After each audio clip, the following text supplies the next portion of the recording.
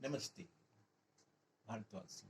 मैं और मेरा भारत, हम और हमारा भारत। इसमें हम देशवासियों को जागरूक करने का प्रयास करते हैं। जागरूकता विभिन्न क्षेत्रों में। आज का विषय है धर्म से संबंधित। हमारा भारतवर्ष मुख्यतः दो क्षेत्रों में विभाजित है। एक है बहुल जनसंख्या वाला धर्म और एक है कम जनसंख्या वाला धर्म। पिछले कुछ समय से कम जनसंख्या वालों ने बहुल जनसंख्या वालों पर पथराव किया। एक जगह नहीं, कई जगह पथराव किया गया, पर किसी ने कोई भी आवाज नहीं उठाई कि ये पथराव क्यों किया गया। पूरा का पूरा नेता तंत्र चुप, न्याय तंत्र चुप और प्रचार तंत्र तो बिल्कुल ही चुप। सिर्फ उन्होंने घटना दिखा दी कि हाँ ये ऐसा हुआ। किसी ने ये नहीं पूछा कि ऐसा क्यों कर रहे हैं, क्योंकि इसमें एक सच छुपा हुआ है जो ये सभ्य लोग, ये समाज के सभ्य लोग नहीं बोल पाएंगे उस सच, क्योंकि ऐसा बोलने में उनका जो सभ्यता का आवरण उतर जाएगा। कुछ समय पहले भारत के एक प्रदेश में कुछ घृणा फैलाने का एक आरोप लगा।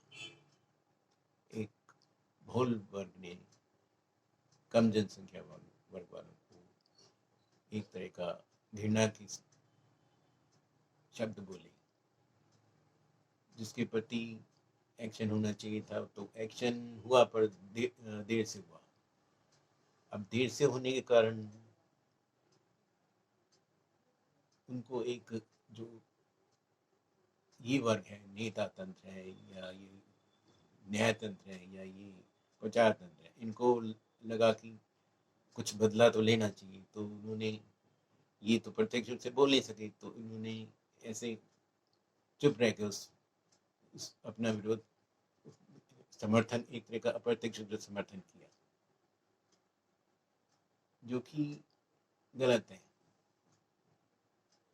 भारत में दो एक व्यक्तित्व हैं जिनकी अगर आप विरुद्ध अगर कुछ बोलोगे आप, तो बहुत बड़ा बवाल हो जाएगा।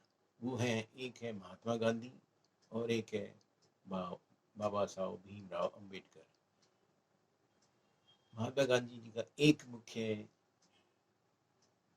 जो उनका आदर्श था, नॉन वायलेंस। इस नॉन वायलेंस को भुला दिया इन नेता तंत्र ने, इन न्याय तंत्र ने और इन प्रचार तंत्र ने। और उसी तरह से बाबा साहब भीमराव अम्बेडकर, जिनका कानून था, कानून में घोर विश्वास था, उनको भी भुला दी। समानता का अधिकार और न्याय का अधिकार। और इन वर्गों ने चुप्पी साधना अच्छा समझा, पूछने की बजाय कि अगर पत्थर फेंक रहे हो तो क्यों फेंक रहे हो। दूसरी तरफ एक प्रश्न ये आता है कि जो एक वर्ग ने, बहुल वर्ग ने कम जनसंख्या वालों को एक घृणा का कुछ बातें कही, वो केवल बातें कही। ठीक है, जो भी कुछ है गलती है, जो गलत तो गलती है, पर इसमें एक मुख्य प्रश्न ये आता है कि अगर ये घृणा आई तो ये घृणा आई कहाँ से।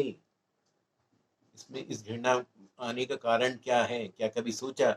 हम बताते हैं आपको, जीन अवेयरनेस आपको बताएगा कि घृणा का कारण क्या है। घृणा का कारण है नेता तंत्र। जो नेता तंत्र के लिए सर्वप्रथम होता है वोट बैंक। कुछ भी हो जाए पर वोट बैंक नहीं जाना चाहिए। न्याय तंत्र, न्याय तंत्र अगर कम जनसंख्या वाला पे होता है तो ये तुरंत प्रतिक्रिया देते हैं और सख्त से सख्त कार्रवाई की मांग करते हैं, और बाकी बहुल वर्ग पे हो तो चुप्पी साध लेते हैं। और इसी तरह प्रचार तंत्र का भी यही रवैया है। एक चीज बिल्कुल स्पष्ट है, गलत चीज गलत है, वो अब चाहे बहुल समाज के प्रति हो या अल्पसंख्यक समाज के प्रति हो, इस बात में स्पष्ट किसी तरह की दो राय नहीं है। इसके प्रति जागरूक होना जरूरी है।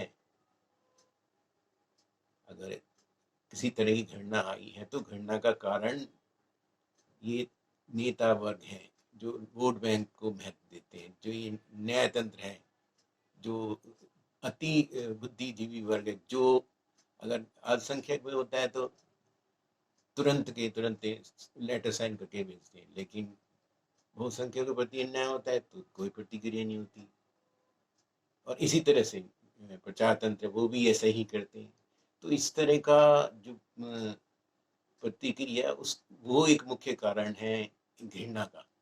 घृणा कहाँ से आई? वो घृणा यहाँ से आई है, कहीं पड़ोसी देश से नहीं आई है, घृणा यहाँ से आई है।